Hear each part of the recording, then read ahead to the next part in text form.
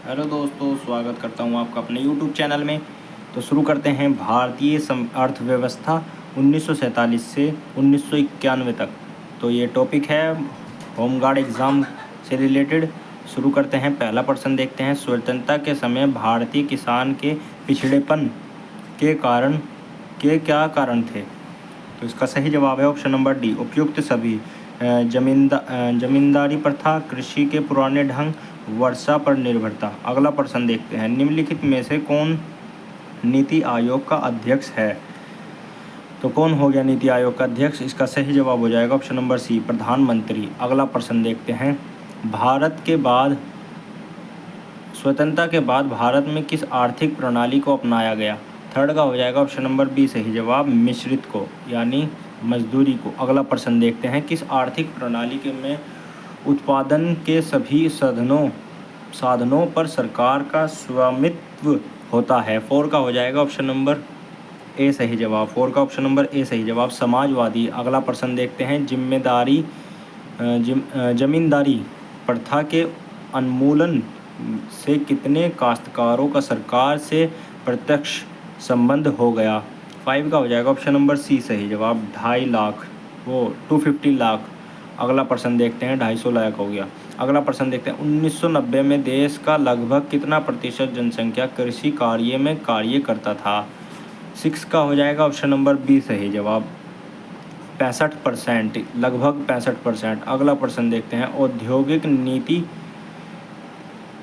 औद्योगिक नीति प्रस्ताव 1956 ने भारत के उद्योगों को कितनी श्रेणियों में वर्गीकृत किया?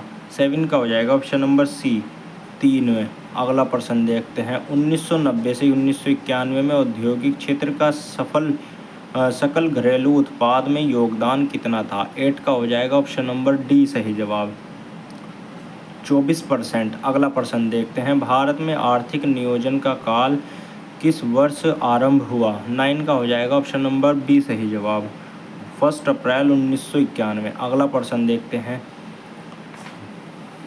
1 अप्रैल 1979 से 31 फरवरी 1980 का वर्ष किस योजना के अंतर्गत आता है? 10वें का हो जाएगा ऑप्शन नंबर बी, अनवरत योजना रोलिंग प्लान के। अगला प्रश्न देखते हैं, योजना काल में निम्नलिखित किस कारण से सभी निर्मित वस्तुओं का उत्पाद निर्धारित लक्ष्यों से कम रहा?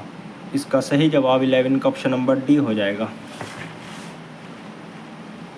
डी, उपयुक्त सभी, यानी बिजली की कमी, कच्चे माल की कमी, औद्योगिक अशांति। अगला प्रश्न देखते हैं, भारत में आर्थिक आयोजन का एक प्रमुख उद्देश्य था?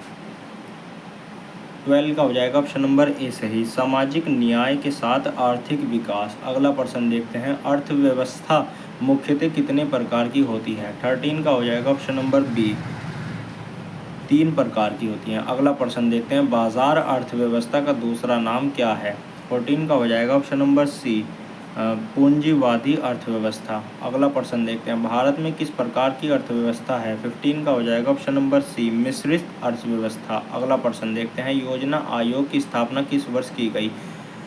16 का ए हो जाएगा ऑप्शन नंबर 1950 में योजना आयोग की स्थापना की गई। भारतीय योजना की अवधि क्या है? 17 का हो जाएगा ऑप्शन नंबर बी, 5 वर्ष है। अगला प्रश्न देखते हैं, पंचवर्षीय योजनाओं का उद्देश्य क्या है? 18 का हो जाएगा ऑप्शन नंबर डी, उपयुक्त सभी। अगला प्रश्न देखते हैं, HYV बीजों का प्रयोग किन राज्यों में किया गया?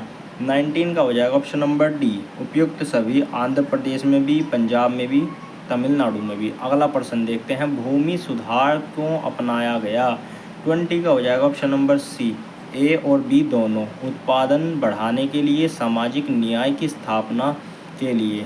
अगला प्रश्न देखते हैं, औद्योगिक नीति प्रस्ताव 1952 के उद्योगों को कितनी श्रेणी में वर्गीकृत किया गया?